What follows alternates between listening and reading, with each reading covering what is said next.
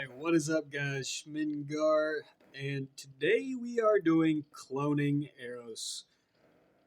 This deck was featured in somebody else's video when I had faced against Foreplay, but I wanted to show my side. This deck is actually surprisingly fun. I did change a couple cards out. I did have Archangel in here. Archangel might still be better than this, but I did swap it out just so it would get hit by cards like Pumpkin Toadlet and Cloning, since it does have less than 22 base power and 3 or less base energy, compared to Archangel that has neither of those. But life moves on. We still have Arthur Plura,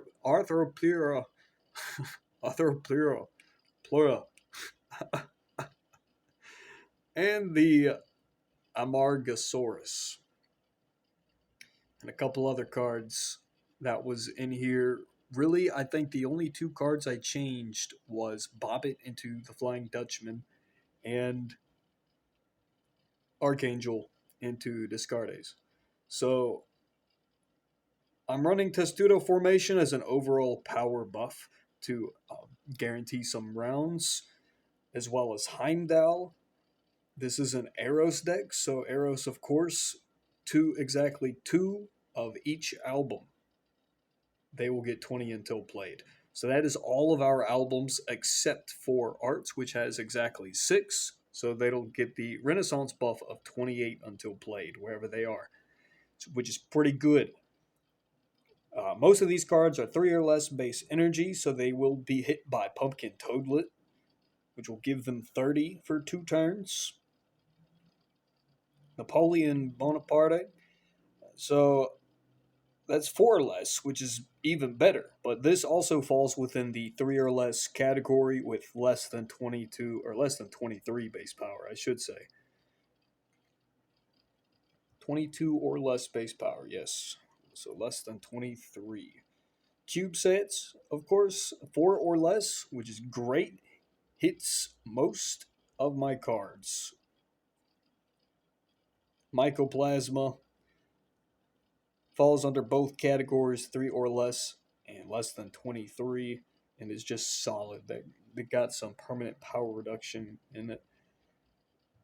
And then, of course, this deck, outside of the Eros archetype, is focused around cloning, as most of my cards have 22 or less base power.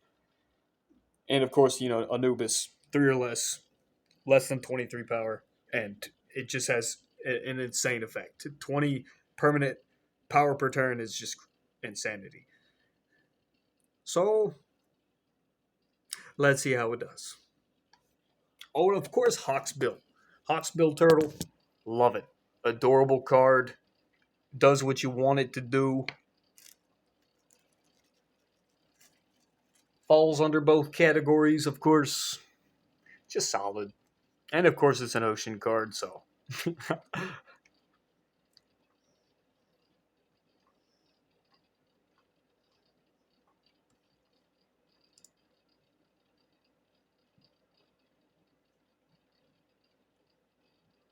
All right.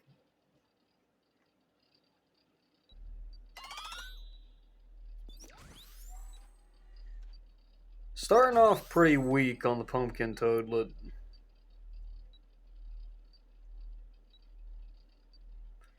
So we're going to fix that right here, I think.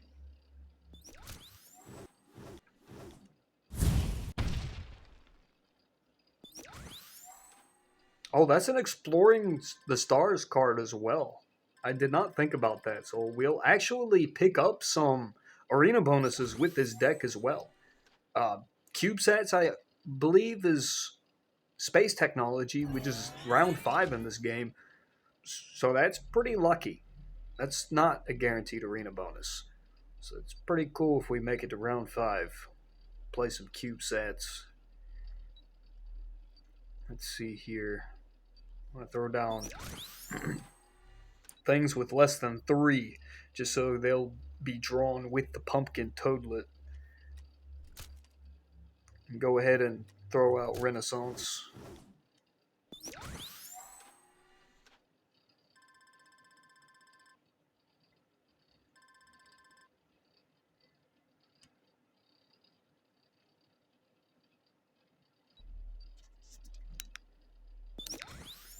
I'm not quite sure what deck he is running. I'm sorry for the volume. Forgot to turn that down. It's probably a little loud in the beginning there.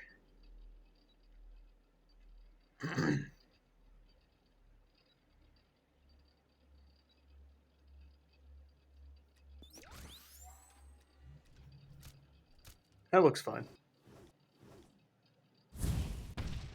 Ooh. I think that saved us. It did. That was a solid Arthropleura.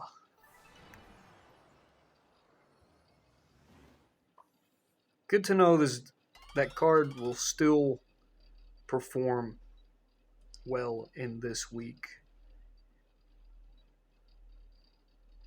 I might have still been able to keep Bobbit, but I feel like with as much inflation or energy drain that's going to happen this week, it's not as needed. I'm going to go ahead and play Testudo formation. Go with Hawksbill and Anubis. Nice, nice, nice. Got the Hawkbill trigger.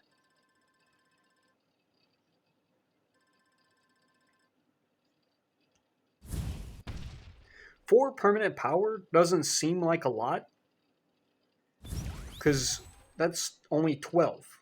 When you put out 3 cards on the board, that's only 12 power. But then you go to turn 3 of the round, and that's 36 power. 36 power still doesn't seem like a lot. But you see here where I'm only trailing by 15, sometimes that happens at the end of the round. So that 36, what I see at 36 can be actually very important.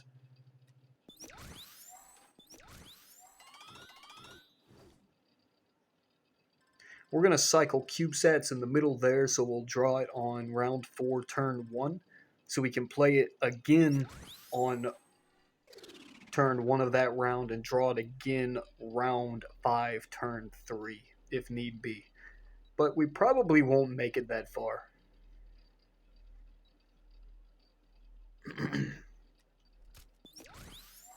Four hits, not bad.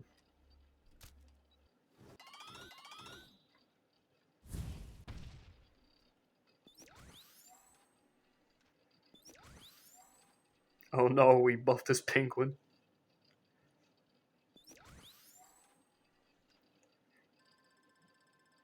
See, we're not running boxing, no crazy shenanigans, and we're hitting for over 500 on round 2.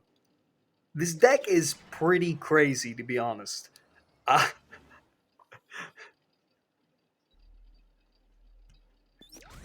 I don't know what to say. Like, I just kind of thought this up, and I'm sure there are better cards. Like, I'm pretty sure there's going to be something better than Munchkin. There's got to be, right? But why not use it? I love this card. It's just a fun card.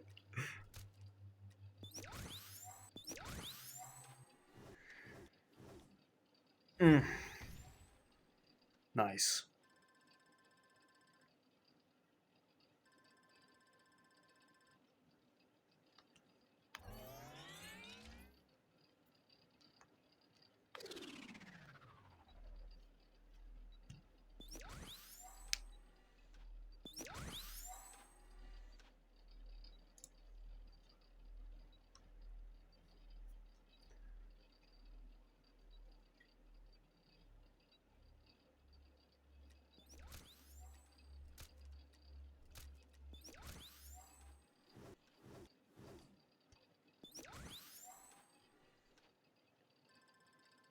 Ooh, that hurts him a lot. That elderly penguin just lost all its power.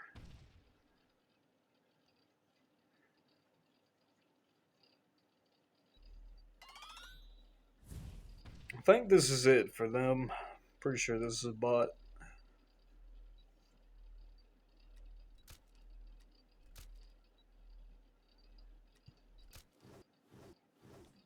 Yep. GG Komodo Dragon. Alright. Hopefully we get a real person next time. I do believe this is a bot. But as you can see, it can get over 500 damage on turns in round 2. I think that's pretty good. And this isn't no boxing deck. You don't have any crazy massive cards. These are pretty small cards that do relatively no damage by themselves. But for some reason when you put them together, it does things. And it's fun. It doesn't feel like the traditional tiny or traditional bobbit. And that's what I really like about it. Because whenever you see Yellow Jacket and Bobbit and all these other debuff cards, it gets so old and irritating eventually. So this is just, I'm really liking this.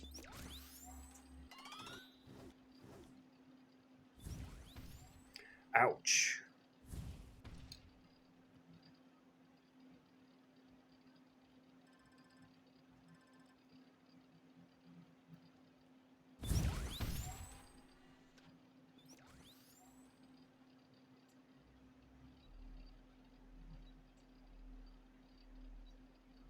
Quandaladingus.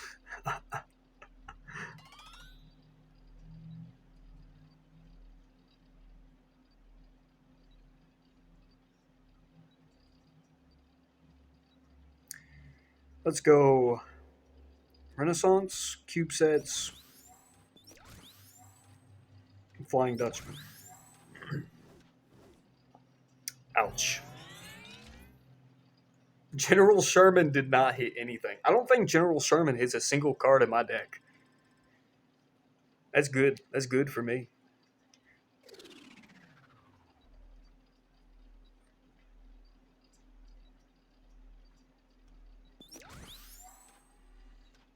I'm pretty sure cloning hits every card. Oh, that feels so good. That's so satisfying.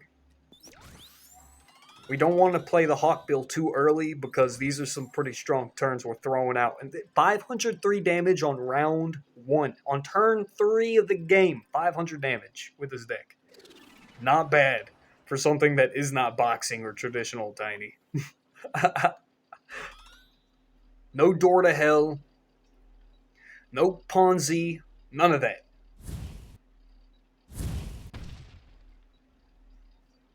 That's painful.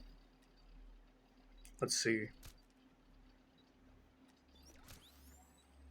I'm going to throw out Arthur Plura.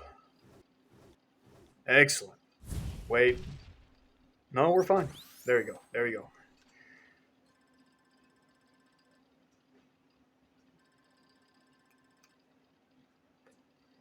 We put the pumpkin toadlet in the middle slot.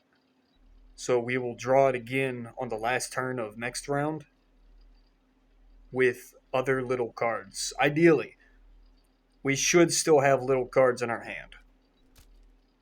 We're just going to go ahead and play Heimdall this turn so we can get a big power buff next turn.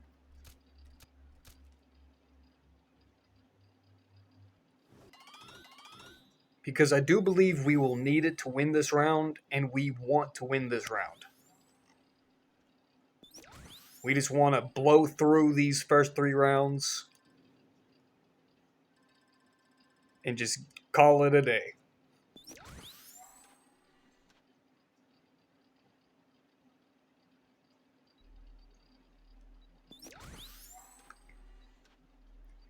This deck can still do good later, but I've noticed it does roughly the same amount of damage later, with slight differences due to Mycoplasma's permanent debuff, Discarda's permanent buff, stuff like that, but they are on a more minor scale.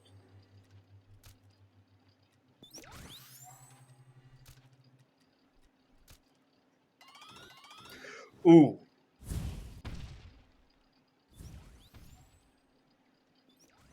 Ah, he got this round.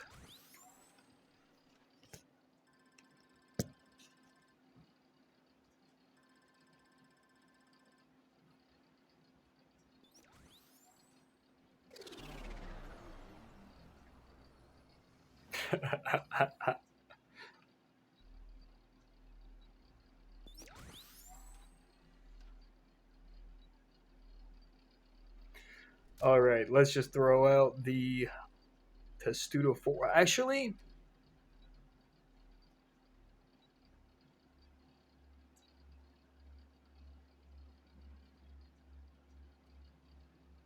yeah.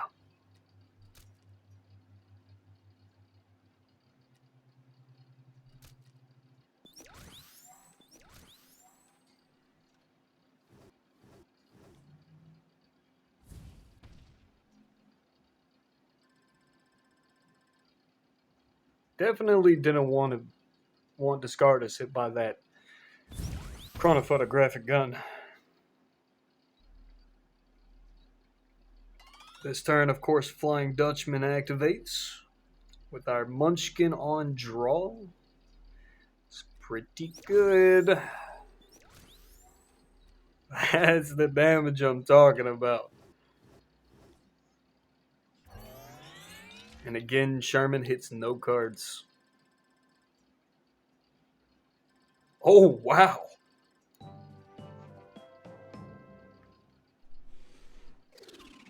I'm, I wasn't expecting that.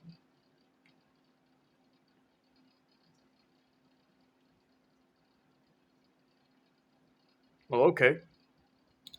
Well, that's the deck. I call it cloning Eros. I hope you enjoyed. If you didn't, I forgive you. But this might be the last time. Have a good day and goodbye.